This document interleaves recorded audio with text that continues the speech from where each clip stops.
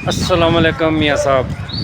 अच्छा मियाँ साहब, अज का मेरा सवाल है वे अक्सर यही सुनिया मैं कि मुजरम है या मुलजम है जी उन्होंने 10 रोज़ा जिस्मानी रिमांड के हवाले पुलिस से कर दिता गया है। रिमांड की चीज़ है आया कि इजाज़त होंगी है पुलिस को कि वो अपनी मर्जी के मुताबिक जिंज मर्जी कुट सकती है, मार सकती है, लत्तां तरोड़ सकती है, ठीक है।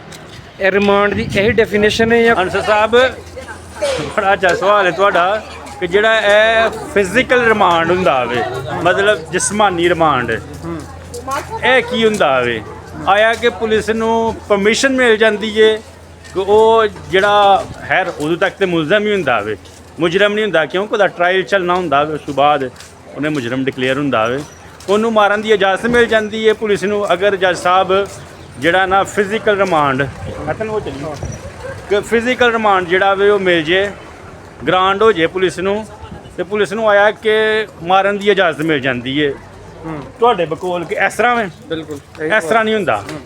एक्चुअली जिहड़ा फिजिकल रिमांड हुंदा वे वो हुंदा है इंज जिस्मानी रिमांड जिन्होंने कहंदे ने हुंदा है वे कि अगर किसी बंदे उत्ते कोई बंदा FIR करवांदा वे या जिस तरह मैं ही हाँ मैं कहना वा कि यार अंसर साहब ने साड़ी चोरी की है या अंसर साहब ने इंज किया वे या अंसर साहब ने उंज किया वे या अंसर साहब ने साडा फ्रॉड किया वे, अच्छा ठीक है चंगा केस भी पाते हैं। FIR हो जाती है।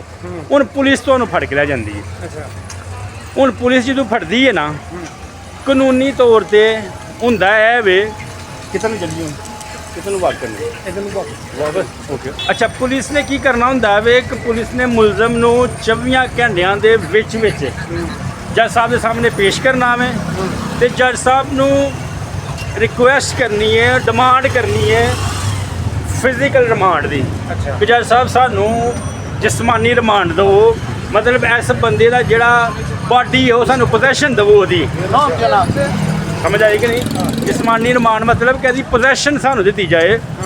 वो काहदे वास्ते वो डिमांड करते हैं, सॉरी वो काहदे वास्ते डिमांड करते हैं कि असीं इहदे कोलों इनक्वायरी करिए, इन्वेस्टिगेशन करिए, इहदे कोलों पुछिए कि आया कि तुसीं मियां इस्लाम नाल फ्रॉड कीता या नहीं कीता। वो सिर्फ इन्वेस्टिगेशन करने वास्ते, तफ्तीश करने वास्ते कि जो कि 24 घंटे इन्ना टाइम नहीं हुंदा। पुलिस डिमांड करती है कि सानू ਇਹਦੀ ਜਿਹੜੀ पोजैशन दवो, सानू फिजिकल रिमांड दवो, असीं ਇਹਦੇ ਕੋਲ इनक्वायरी करनी है। अच्छा आया कि जुर्म किया भी है कि नहीं, क्योंकि पुलिस ने एक रिपोर्ट बनानी होंदी है, वो अगे फिर जमा करवानी होंदी है। हुण वो जज साहब वेखदे ने केस नूं, केस की नोईयत नूं, ਉਹਦੇ ਹਿਸਾਬ ਨਾਲ ਫਿਰ ਜੱਜ ਸਾਹਿਬ ਜਿਹੜਾ ਨਾ ਉਹ ਜਿਹੜਾ ਉਹਨਾਂ ਦੀ ਡਿਮਾਂਡ ਹੈ ਨਾ ਉਹਦੀ ਰਿਮਾਂਡ ਦੀ ਫਿਜ਼ੀਕਲ ਰਿਮਾਂਡ ਦੀ ਉਹ ਪੂਰੀ ਕਰਦੇ ਨੇ। अच्छा ਬਸ ਔਕਾਤ ਹੁੰਦਾ ਵੇ ਕਿ ਪੁਲਿਸ ਨੂੰ ਨਹੀਂ ਰਿਮਾਂਡ ਮਿਲਦਾ। अच्छा ਬਾਸ ਕਿਸੇ ਦੇ ਵਿੱਚ ਐਸਾ ਹੁੰਦਾ ਵੇ ਕਿ ਰਿਮਾਂਡ ਮਿਲਦਾ ਵੇ, ਦਿਨ ਗੁਜ਼ਰ ਜਾਂਦੇ ਨੇ, मतलब 7 दिन का मिलिया वे, 14 दिन का मिलिया वे, ਉਹਦੀ भी एक्सटेंशन होंदी रहती है। अच्छा तो पुलिस फिर जाके कहती है कि सानू नहीं मतलब इन्वेस्टिगेशन नहीं मुकम्मल हुई तो वो फिर उसकी एक्सटेंशन हो जाती है रिमांड की। लेकिन जिस्मानी रिमांड का हर गिज़ मतलब नहीं कि पुलिस नूं इजाजत मिल जाती है मारन की, कुटन की, गलम गलोच की।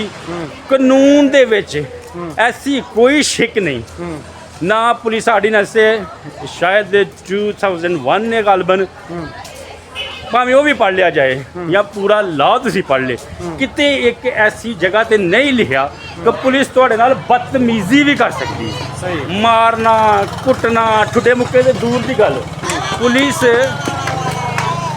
बदतमीजी भी नहीं कर सकती, इजाज़त ही नहीं। बड़े एक कॉन्स्टिट्यूशन के अंदर कानून के अंदर रह के उन्होंने इन्वेस्टिगेशन करनी होंदी है।